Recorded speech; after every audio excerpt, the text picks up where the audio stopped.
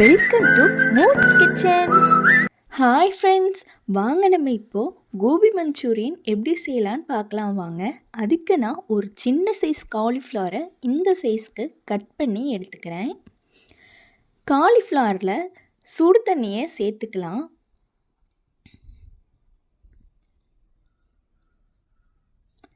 இதில் ஒரு 1/4 ஸ்பூன் மஞ்சள் தூள் சேர்த்துக்கிறேன். 1 ஸ்பூன் கல்லுப்பு போட்டு இதை ஒரு 5 மினிட்ஸ்க்கு சோக் பண்ண விட்டுறலாம்.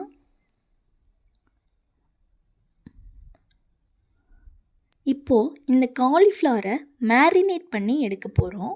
அதுக்கு 3 ஸ்பூன் மைதா, 2 ஸ்பூன் கார்ன்ஃப்ளவர், 2 ஸ்பூன் அரிசி மாவு சேர்த்துக்கிறேன்.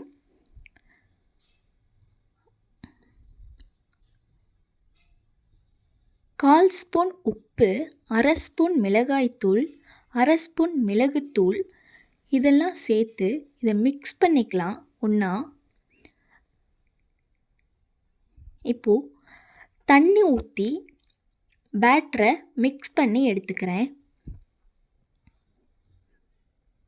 ரொம்ப திக்காகவும் இல்லாமல் தண்ணியாகவும் இல்லாமல் மீடியமாக இருக்க ஒரு கன்சிஸ்டன்சியில், தோசை மாவு கன்சிஸ்டன்சியில் இருக்க மாதிரி எடுத்துக்கலாம்.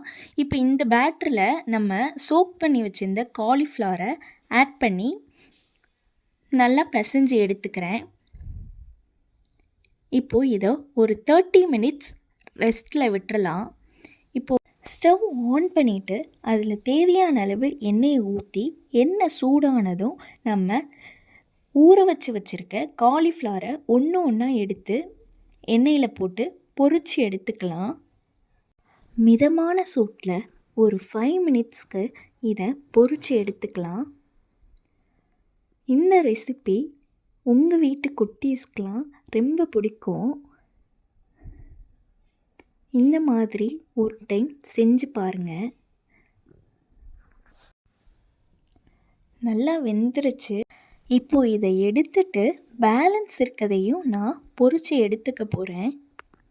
கோபி மஞ்சூரியன் எங்கள் வீட்டு குட்டி நிலாக்கு ரொம்ப பிடிச்ச ரெசிபி. இதை நான் செய்கிறத பார்த்ததும் ரொம்ப ஹாப்பி ஆகிட்டா. ஒரு பேன் வச்சுட்டு நான் காலிஃப்ளவர் பொரிச்ச எண்ணெயிலிருந்து ஒரு 3 ஸ்பூன் ஆயிலை சேர்த்துக்கிறேன். ஆயில் நல்லா சூடானதும் அதில் நல்லா ஒரு 3 பல் பூண்டை நல்லா ஃபைன் சாப் பண்ணி எடுத்து வச்சுருக்கேன். இப்போ நம்ம அதை சேர்த்துக்கலாம். 1 ஸ்பூன் இஞ்சியை பொடியாக நறுக்கினதையும் சேர்த்துக்கிறேன். ஒரு பெரிய வெங்காயத்தை நல்லா ஃபைனாக சாப் பண்ணி சேர்த்துக்கிறேன். இப்போ இது 3ஐயும் நல்லா சாட்டே பண்ணிக்கலாம்.